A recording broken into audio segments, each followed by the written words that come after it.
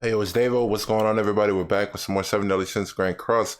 And we got a new UR festival, Sabnack from the Catastrophe. It is an amazing celebration, which is kind of funny because amazing Grand Cross exists.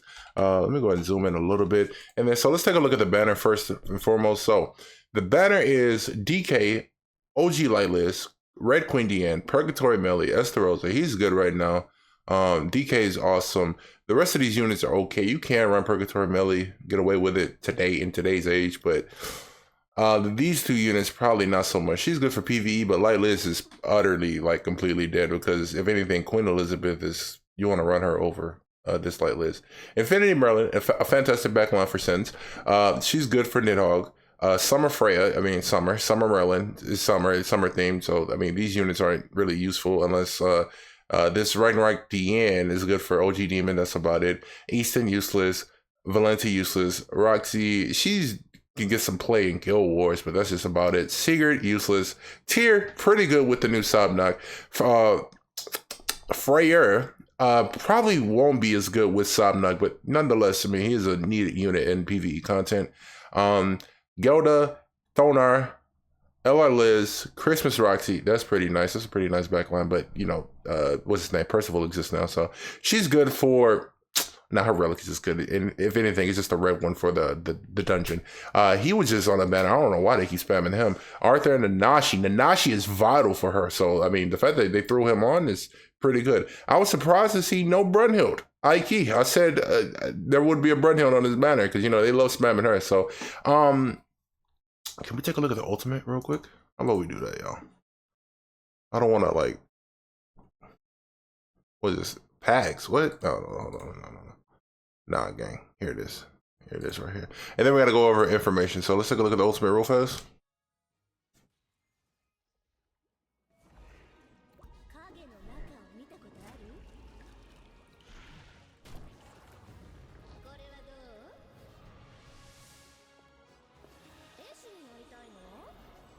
Physics. Oh my god. All right, y'all saw all that green? Crazy. It won't even matter because guess what? She's a red unit. So let's go over information. Shout out to the Discord for posting these translations. Bro, get out of here. Get out of here. So let's go over what she does.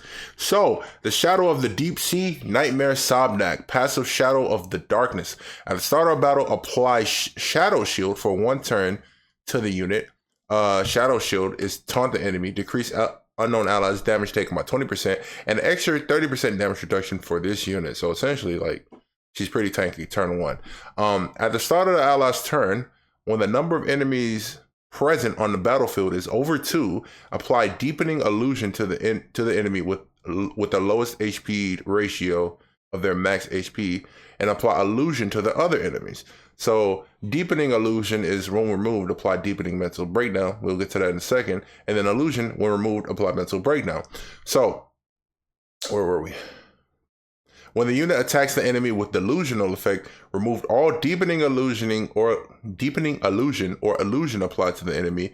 Also, when the enemy attacks when the unit attacks an enemy with dark shadow effect, apply remnant to the unit for every enemy damaged by dark shadow effect. And when the unit gets max stacks of remnant, apply shadow shield again. So you could essentially filter her taunt over and over and over and over. So going over what all this means.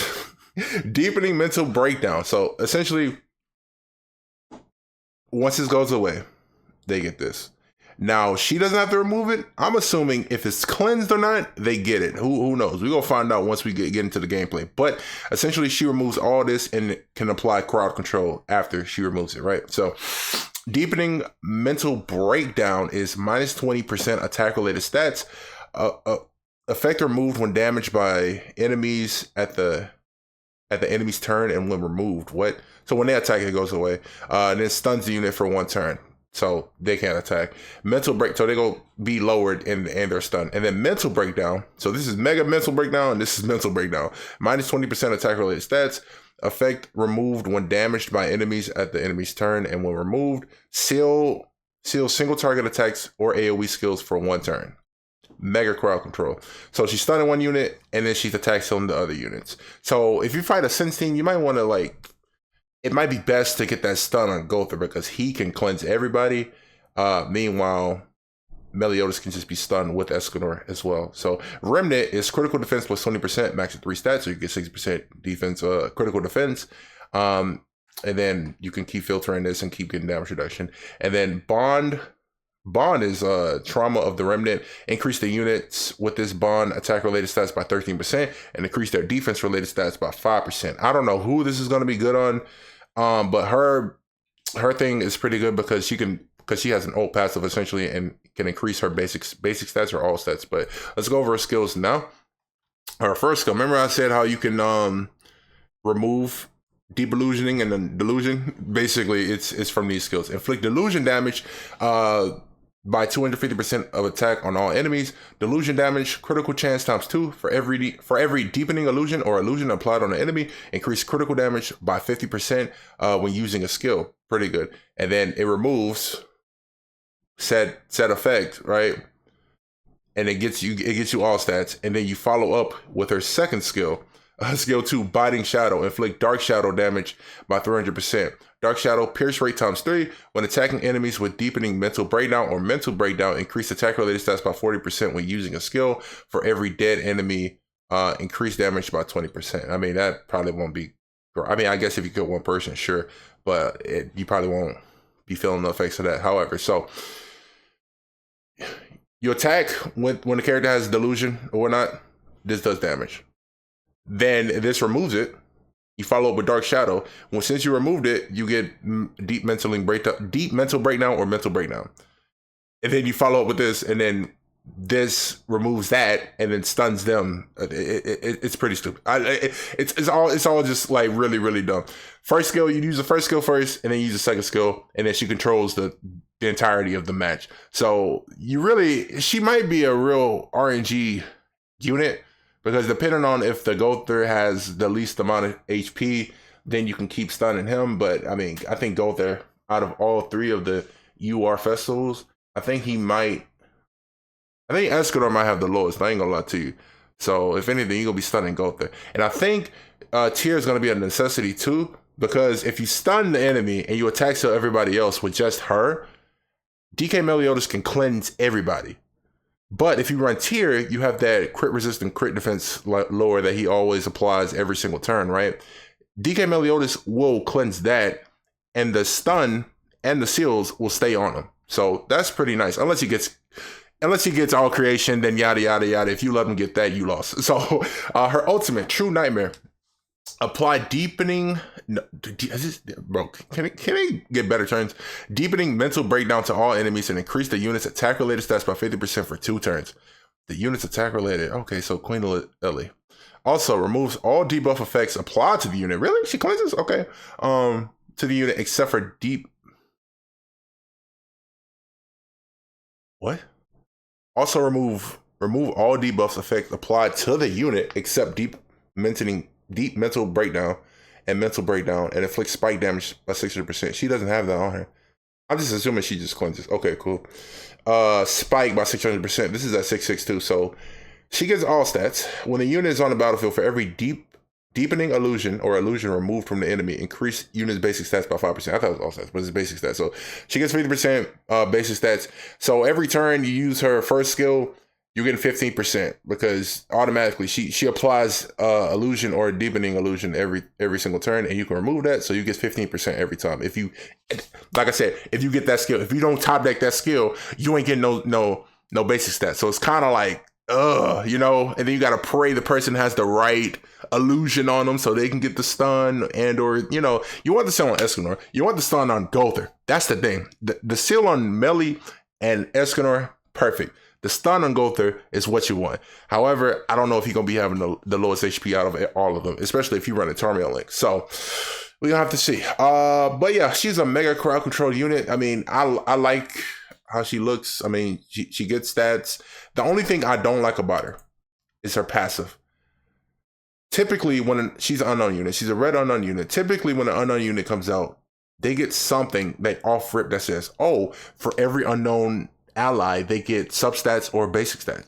She don't get that. She gets that through her ult passive. And since it's an ult passive, at 1/6, this might be sorry. So Let's go ahead and take a look at the dupe level. All right, her unity goes from 8% to 13%. And what does this say? Let me do this real quick, y'all. Effect on enemies, mental breakdown.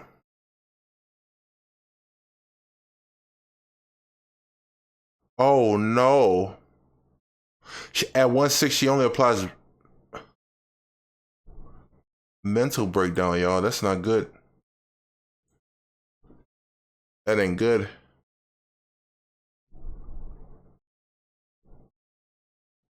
She can only seal at 1/6, not stun. Oh no. Oh no. And then the attack power goes from 350 to 600. And then increased attack related stats goes from 10 to 50%. And then debuff effect remove. You don't get debuff removed at 1/6. Oh my god. Okay, if anything, if you, I don't even know if you want to summon for her now. Because at 1/6, she just looks useless. Not useless, but like, oh my god. Oh no. Okay, this is still good. Because that means at 1/6, you can still get this. And I feel like this is her bread and butter. You can still make do with her. If this was like that part of her passive, what I was just talking about, y'all, that part of her ultimate, right? For every deepening illusion removed of the enemy, increase the unit's basic stats. I was gonna say if this scaled, I thought she would surely be dead on release. However, she is not. This is not scaled from her ultimate. 50% is just 50%, bro. I thought this was gonna be like 5% for a max of like 25 or something like that at 1/6, and then it eventually goes up to 50%. But she's, oh no, at 1/6, she looks to be pretty mad. I'm not gonna say bad, but she probably just gonna look mad. Typically, whenever I do like these big festival showcases and I use them at 1/6 and they're dominant, I'm always like blown away. Go back to my DK Meliodas showcase. I was blown away that this guy was like cooking. No cosmetics, 1/6. He was just absolutely like, he was like prime 03 Shaq. I kid you not, y'all. Like he was murdering everybody. I've only felt like that for like DK, probably Light Escanor, and a blue Chad King. Yeah. Yeah, I think I felt like those those units like blew me away when I used them. And I think Purgatory Melee too. Yeah, Purgatory Melee. Those are the four. Even was DK? I think DK was good too. So like when I used them, because DK you wanted to go second and whatnot. When I used DK, I was like, yeah, he's pretty good. Yeah, those 5 units like blew me away when I used them at like 1/6. However, her at 1/6 looks to be pretty troublesome with this right here, man.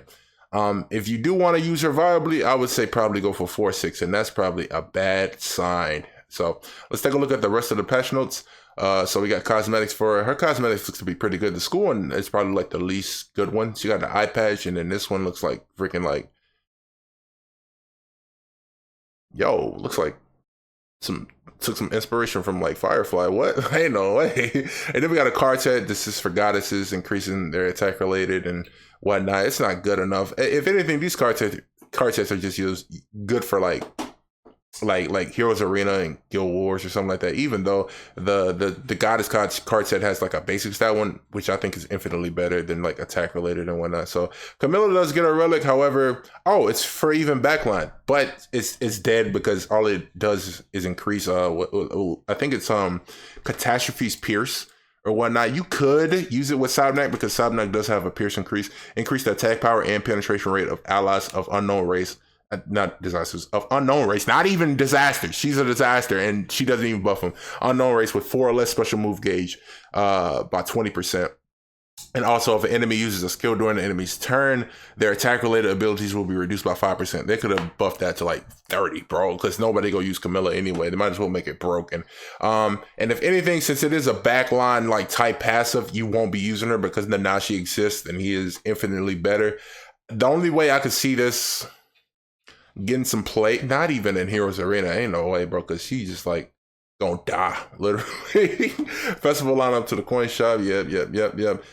Diamond Purses event. Yep. Devo Territory. You love this. Devo Territory. You love to see it. Cosmetic upgrade packs. I think I might buy like one of them because I need some defense ones. Power up tickets. A scam. Is that for? What is that? I don't know what that is. Summer lock-in bonus. Can you like load everything, please? For favor. Oh yeah, there it is. So we got like. You get 2 multis for the first 2 days. No, 3 multis. I'm bugging. I'm joking. I can't count. And then you get a whole lot of gems from locking in. You get a free multi from special missions and 2 UR pendants. 3 technically. And then you got a passive. You got that Hawk mining event, and you got that summer event as well. And then you got the card set wish event, which is pretty good because I think I'm missing a couple of them. You got Crab Boss, and then you got Diamond Payback as well. This is all for me just looking at that one little screen. Where's the Diamond Payback? Oh boy, story events. Crab Boss. Where's the Diamond Payback? Wait, show us. And of course we got a new chapter for the SABNACK too, but it just won't have like voice acting and whatnot. And then the summer outfits for all these characters are coming back if you didn't pick them up or anything, or if you want them. Diamond Payback, you get an outfit for her because she's a UR festival. They could be doing this. Oh well, they give us this here, so I need that. I need engraving stones, like key. And then not summer. King exchange event, which is always golded, of course. Oh well, I could just do this. Rare pendants for the defense ones because I have a lot of attack and HP. And then it's basically you just play the game and you get like support life. Hawk Pass. A new outfit for Percival. I was hoping they would give it to somebody else because I know somebody's missing a weapon. Where is it? Yeah, Percival right here. I was thinking, it's Chandler that has like a missing weapon, but I think Percival missing a weapon too. Who knows? So if anything, he might be full F5 weapons now too. I mean, it won't change nothing, but I mean, it is what it is, Battle event, yippee. Let's go. And then some UI changes. Continuous, improved the setting speed of equipment, additional effect, continuous change. So they already did buff this. So essentially this ought to be like Barry Allen level like speed now, because at first when they did change it, it was night and day. But when equipped with status change, the continuous change setting will now have speed adjustments at ×2, ×3, ×5. I mean, why wouldn't you have it on ×5? When using the continuous change setting, the individual settings function, additional effect, and value settings will be removed. Okay, so if it's low, okay, cool. The effect change gauge and the pop-up that appears when applying continuous change equipment will be improved so that it changes all at once and not select specific ones. Okay, just all of them. ×5. What would you not have it on ×5? That's crazy. And then ×3 battle speed for PvE content, which is a huge W. And then increased number of artifact packs open and improved presentation. 5 to 100. So I know I have like at least like 400 minimum right now. So that's just like I gotta open it 4 times. Cool. All right, man. UI improvements to the battle screen, the Baylor's Eye. Oh, I like this. Look at that, y'all. You just select the character and you can see what they got on them. Okay, I fuck with it. I'm liking it. I'm liking it, y'all. Can't wait to use that. And then improve boss battle screen configuration for bulk appearance system. So, cool. You can just switch from. I mean, I didn't feel like this is a problem anyway. I don't think they need to touch that. But yeah, it is what it is. Added legend evolution filter. Cool. Yeah. Improved costume bulk. Oh, W. Saving us time. You love to see it. Character awakening system reorganization. What changed? Oh, so you can just see the stats that come with it. Cool. Added basic status and equipment pop-up. Cool. I like to see it. Yeah, you can see that now. Because at first you had to click on this to see it.